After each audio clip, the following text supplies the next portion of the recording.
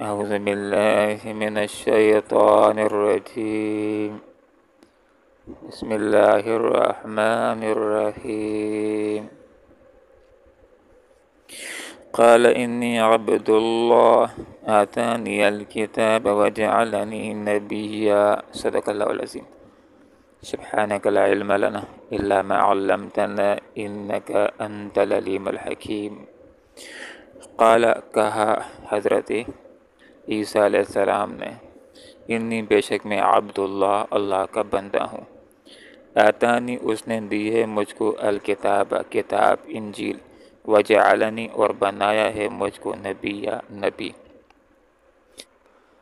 ویسے تو بچے 6 ماہ کی عمر میں، 9 ماہ کی عمر میں، سال 1.5 سال 2 سال کی عمر میں بات شروع کرتے ہیں، بعض بچے 2.5 سال کی عمر میں بات شروع کرتے ہیں. لیکن تاریخ انسانیت کے اندر چند بچوں نے بچپن ہی کے اندر پیدائش کے 1 گھنٹے، دوسرے گھنٹے، پہلے دن، دوسرے دن گفتگو کی اور بامقصد گفتگو کی ہے. اس میں سے ایک بچہ جس نے حضرت یوسف علیہ السلام کی پاک دامنی کو ذکر کیا کہ جب زلیخا نے حضرت یوسف علیہ السلام کو بدنام کرنے کی کوشش کی تو بچے نے حضرت یوسف علیہ السلام کے حق میں گواہی دی کہ اس معاملے کے اندر غلطی کے اوپر زلیخا ہے اور حضرت یوسف علیہ السلام اس معاملے کے اندر بالکل غلطی کے اوپر نہیں ہے. دوسرا بچہ کہ جس نے بچپن ہی کے اندر گفتگو کی، وہ ایک نیک مومن کی طرف منسوب ہونے والا بچہ کہ وہ مومن جریج تھا.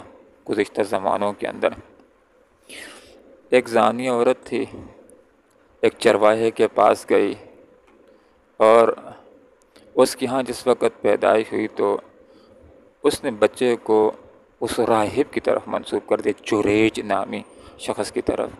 جب لوگوں نے پوچھا تو کہا اس کا بچہ ہے، تو لوگ آئے اور کہا کہ بڑا عبادت گزار بنا پھرتا ہے.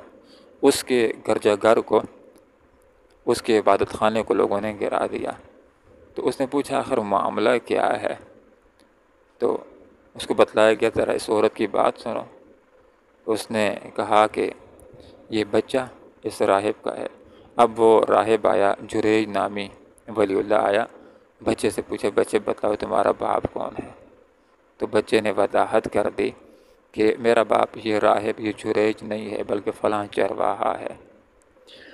جن بچوں نے بالکل پیدائش کے پہلے دن، دوسرے دن گفتگو کی ہے، ان میں سے ایک اصحاب الاخدود کے اندر گفتگو کرنے والا بچہ بھی ہے کہ جب ایک ظالم بادشاہ نے یہ فیصلہ کیا کہ جو بھی مسلمان ہوگا اسلام کے اوپر ثابت قدمی اختیار کرے گا، اسلام سے نہیں مڑے گا، اس کو مارا جائے گا. اور مارنے کے لیے بڑی بڑی خندقیں اس نے کھود لیں. جو اسلام سے پیچھے نہیں ہٹتا تھا خندقوں کے اندر اس کو جلاتے تھے. تو ایک والدہ تھی، اپنے بچے کی وجہ سے پیچھے ہو رہی تھی، تو بچے نے ماں کو تسلی دی. چھوٹا سا بچہ تھا، اس نے کہا کہ ماں غم نہ کرو، تم حق کے اوپر ماں کو حوصلہ دیا. جن بچوں نے بالکل پیدائش کے وقت گفتگو کی، پہلے دن، دوسرے دن، تیسرے دن، اس میں سے ایک بچہ فرعون کی لونڈیا کا بچہ بھی ہے کہ اپنے ایمان کو چھپائے ہوئے تھی. ایک دن فرعون کی بیٹی کے سر کے اندر وہ لونڈیا کنگا کر رہی تھی. کنگا اس کے ہاتھوں سے گر جاتا ہے، زبان سے اللہ نکل جاتا ہے، اس کا ایمان اشکارا ہو جاتا ہے فرعون کی بیٹی کے اوپر، اور رپورٹ پیش کر دیتی ہے. اور فرعون تو سزاؤں کے اندر بڑا مشہور تھا، انسانوں کے اندر میخیں ٹھوکا کرتا تھا. تو لونڈیا کے اوپر گھبراہٹ تاری، تو چھوٹے سے بچے نے جو اس کی گود کے اندر تھا ماں کو تسلی دی کہ ماں گھبرانا نہیں ہے، غم نہیں کرنا ہے، تم حق کے اوپر ہو، اسلام کے اوپر ہو. ماں کو ثابت قدمی نصیب ہوئی. وہ بچے کے جنہوں نے بالکل بچپن کے اندر گفتگو کی. ایک مشہور قصہ یہ بھی ہے، حدیث میں یہ بات آتی ہے کہ ایک عورت تھی، اپنے بچے کو، شیرخوار بچے کو اٹھائی ہوئی تھی. بچہ دودھ پی رہا تھا اور ماں دیکھتی کیا ہے کہ سامنے سے ایک نوجوان گزر رہا ہے، بڑے پروٹوکول کے ساتھ، بڑی دنیاوی شان ہے اس کی. تو جب اس کو دیکھا تو دعا کی، یا اللہ میرے بچے کو اس کی طرح بنا. بچے نے دودھ کو چھوڑا اور کہا کہ یا اللہ مجھے اس نوجوان کی طرح نہ بنا۔ ماں بڑی حیران رہ گئی کہ دعا میں کیا کروں اور بچہ کیا کر رہا ہے، اور یہ تو بولنے کی اس کو عمر بھی نہیں ہے۔ بڑی حیرت زدہ ہو گئی۔ پھر ماں دیکھتی کیا ہے کہ ایک لڑکی جا رہی تھی، لوگ اس کے پیچھے لگے ہوئے تھے، اس لڑکی کو طعن و ملامت کر رہے تھے کہ تو نے چوری کی ہے، یا غالباً کہہ رہے تھے تو نے زنا کیا ہے۔ تو ماں نے دعا کی کہ یا اللہ میرے بیٹے کو اس لڑکی کی طرح نہ بنانا۔ پھر بچے نے دودھ کو چھوڑا اور اللہ سے دعا کی یا اللہ مجھے اس لڑکی کی طرح بنانا۔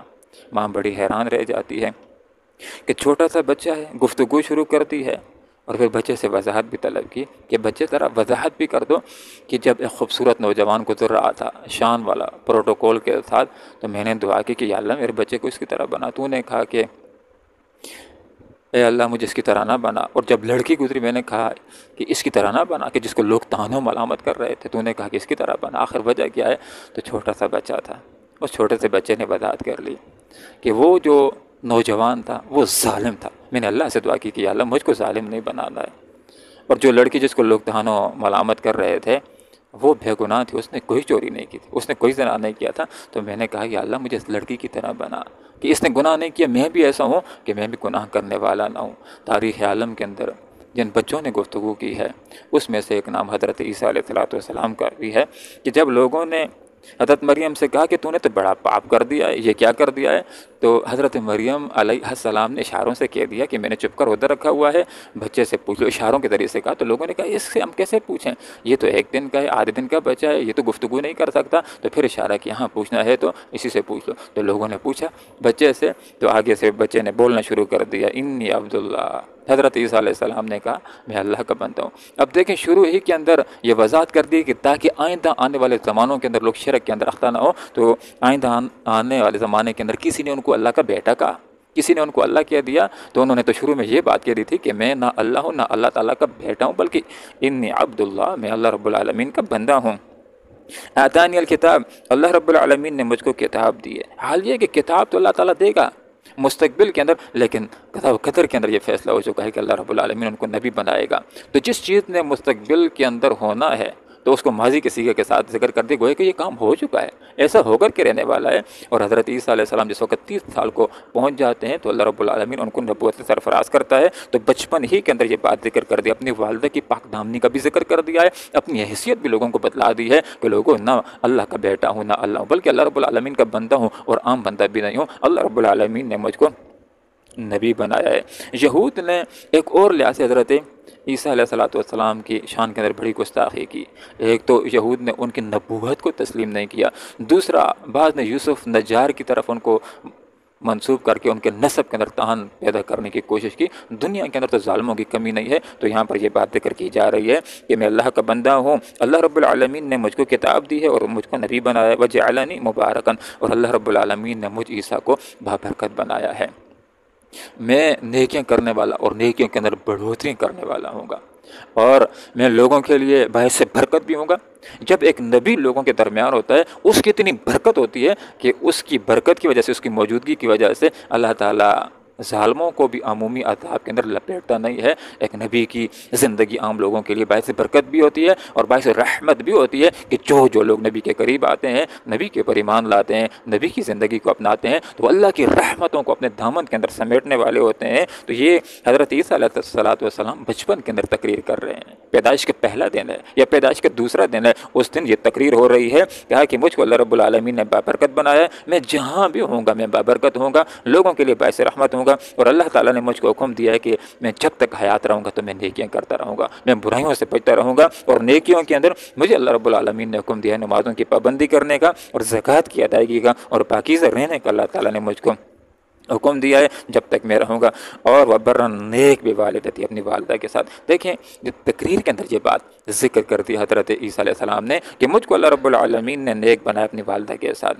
اور جہاں یحییٰ علیہ السلام کا ذکر ہو رہا تھا تو وہاں پر والدتی کی بات نہیں، وہاں پر برم بے والدی، وہاں پر والدی کا لفظ ذکر ہے کہ ان کے والدین تھے، والدہ بھی تھی اور والد بھی تھا، تو وہاں پر یہ الفاظ ہیں وبرم بے والدی، اپنے والدین کے ساتھ، کیونکہ حضرت عیسیٰ علیہ السلام کے تو والدین نہیں تھے، صرف والدہ تھی، والد نہیں تھے، صرف والدہ تھی، تو اس لیے یہاں پر ان کے حوالے سے ذکر کر دیا کہ اپنی والدہ کے ساتھ نیک، ان کے ساتھ حسن سلوک کرنے والا، ان کا خیال کرنے والا، اور یہ بھی کہا کہ اللہ رب العالمین نے مجھ کو جبار نہیں بنایا ہے، شقیہ بدبخت نہیں بنایا ہے۔ تو ایک انسان بڑا خوش نصیب ہوتا ہے کہ اس کے والدین اس سے راضی ہوں، اس سے خوش ہوں، والدین کے ساتھ حسن سلوک کرنے والا ہو۔ تو وہ آدمی جو والدین کو تنگ کرنے والا ہے، ان کے ساتھ ظلم کرنے والا ہے، ان کے ساتھ زیادتیاں کرنے والا ہے، ان کے ساتھ حسن سلوک کرنے والا نہیں ہے، تو یہ بڑی بدبختی کی علامت ہوتی ہے، اور یہ بڑی سرکشی کی علامت ہوتی ہے۔ اب حضرت عیسیٰ علیہ السلام فرما رہے ہیں کہ سلامتی ہے میرے اوپر اس دن بھی جب میں پیدا ہوا، اس دن بھی جب میں فوت ہوں گا، اور اس دن بھی